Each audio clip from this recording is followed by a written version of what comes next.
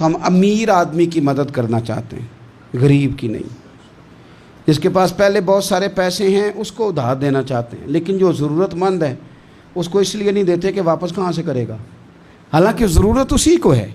ہم ہمیشہ سیاسی رنگ میں لوگوں کو پناہ دیتے ہیں، کبھی بھی اللہ رسول کی رضا کو پیش نظر رکھ کے یہ کام کریں تو اللہ مدد بھی فرمائے۔ ایک بندہ بڑا امیر ہے تو وہ تیسری بلڈنگ کا لینٹر ڈال رہا ہے تو اس کو سارے پوچھ رہے ہیں کوئی حکم ہوا تو بتانا، بھئی اس کے پاس پیسے ہیں تو تیسری شروع کر لیا نا، تمہیں کیا حکم بتائے۔ لیکن ایک بیچارہ ایسا ہے جس نے کچا چھت ڈالنا ہے اور اس کی دیواریں جا کے چھت کے قریب کھڑی ہو گئی ہیں، اس کے پاس پیسے کوئی نہیں کہ وہ چھتیر لا سکے، بالے لا سکے، اس سے جا کے کوئی پوچھنے کو تیار اس لیے نہیں ہوتا کہ یہ تو میرا مطلب ہے واپس کیسے کرے گا۔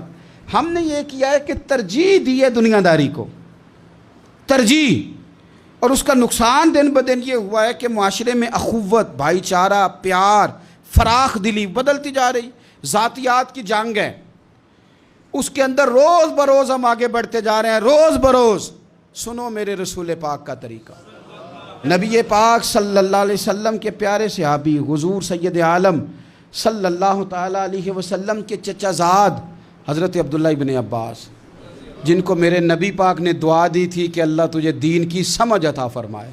اس امت کے سب سے بڑے مفسر قرآن، مفسرین کے امام حضرت عبداللہ ابن عباس رضی اللہ تعالیٰ عنہ مسجد نبوی میں اعتکاف بیٹھے ہوئے ہیں، حضور کے روضہ انور کے پاس اعتکاف بیٹھے، کریم محبوب علیہ السلام کے قدموں میں۔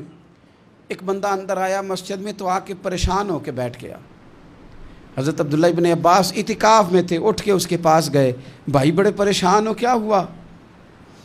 تو بندہ رو پڑا، کہنے لگا مجھے صاحب مزار کی عزت کی قسم، مجھے حضور سید عالم کی حرمت کی قسم، میرے ذمے ایک بندے کا حق آتا ہے، میں نے قرض دینا ہے پر میں مجبور ہوں، میں دے نہیں سکتا، میں تکلیف میں ہوں، کوئی نہیں ہے جو مدد کرے، کوئی نہیں ہے جو ساتھ چلے، میں دینا چاہتا ہوں پر دے نہیں پا رہا، مجبور ہوں۔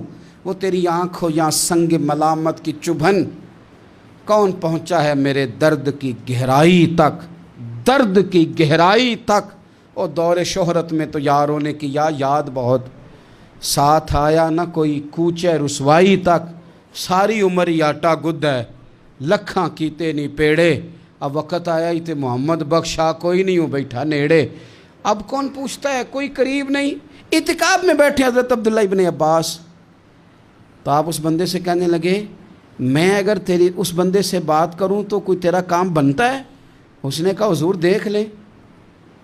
فوراً اٹھے، جوتے پہنے، مسجد سے نکلے۔ بندہ کہنے لگا حضور شاید آپ بھول گئے، آپ اعتکاف میں۔ تو حضرت عبداللہ ابن عباس کی آنکھوں میں آنسو آ گئے، فرمایا بھولا نہیں، مجھے یاد ہے، پر میں نے نا زیادہ لمبا عرصہ نہیں ہوا، بات کرتے کرتے رو پڑے۔